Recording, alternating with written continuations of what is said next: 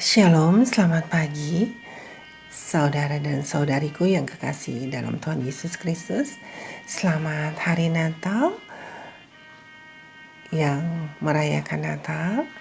Dan baiklah, kita akan mendengarkan renungan pagi tanggal 25 Desember ini. Judulnya Benih yang Dijanjikan.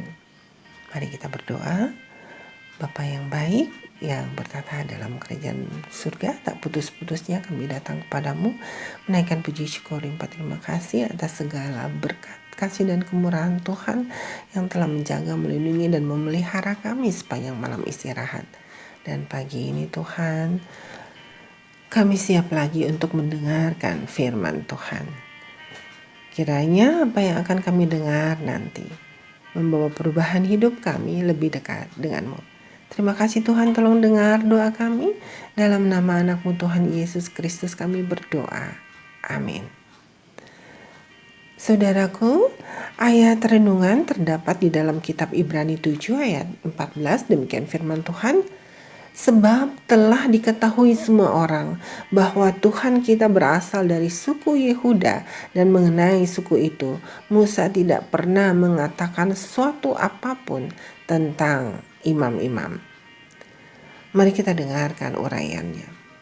Orang-orang yang tidak percaya tidak dapat menyangkal akan adanya Taman Eden selagi itu ada di hadapan mata mereka.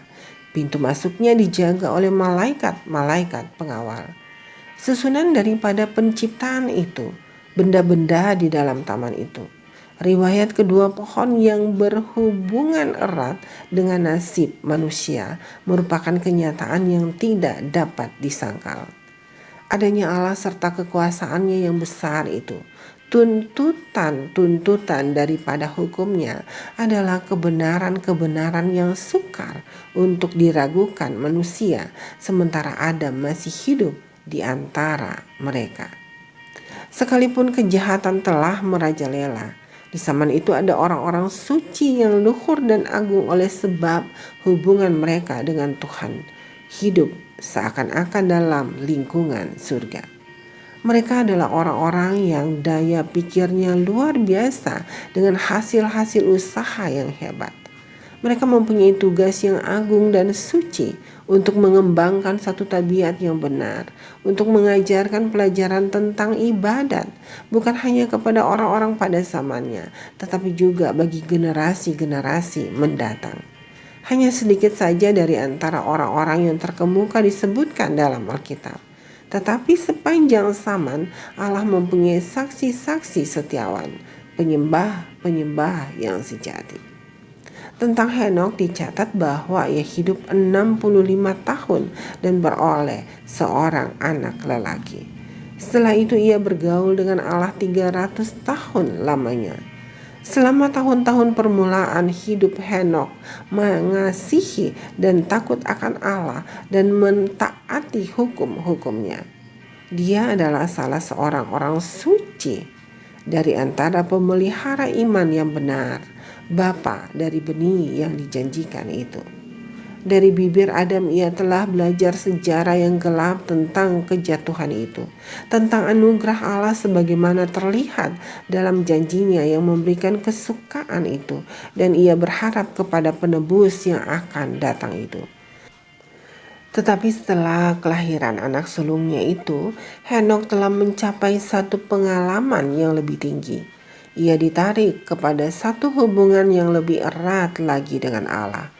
Dan apabila ia melihat kasih anak itu terhadap bapaknya dan kepercayaan anaknya yang sederhana terhadap perlindungannya, apabila ia merasakan kelemah lembutan hatinya yang dalam terhadap anak sulungnya itu, ia mendapatkan satu pelajaran yang indah tentang kasih Allah yang ajaib itu dalam memberikan anaknya, dan kepercayaan yang anak-anak Allah dapat nyatakan kepada Bapa di surga.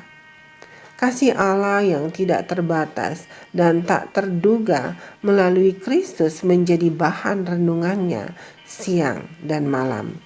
Dan dengan segala daya upayanya ia berusaha untuk menyatakan kasih itu kepada orang-orang yang hidup di sekelilingnya. dalam Alfa dan Omega jilid 1 halaman 87 dan 88. Renungkan lebih dalam. Apakah yang akan terjadi dalam pengalaman rohani saya seandainya setiap hari saya mau merenungkan Yesus, anugerah terbaik bagi umat manusia yang telah jatuh? Mari kita berdoa. Bapa kami yang di sorga, dikuduskanlah namamu, datanglah kerajaanmu, jadilah kehendakmu di bumi seperti di sorga. Berikanlah kami pada hari ini makanan kami yang secukupnya, dan ampunilah kami akan kesalahan kami seperti kami juga mengampuni orang yang bersalah kepada kami. Dan janganlah membawa kami ke dalam pencobaan, tetapi lepaskanlah kami daripada yang jahat. Karena Engkaulah yang punya kerajaan dan kuasa dan kemuliaan sampai selama-lamanya. Amin. Demikianlah renungan pagi hari ini. Selamat beraktivitas dan selamat merayakan Natal bagi mereka yang merayakan. Damai di hati, damai di bumi. Tuhan Yesus memberkati. Amin.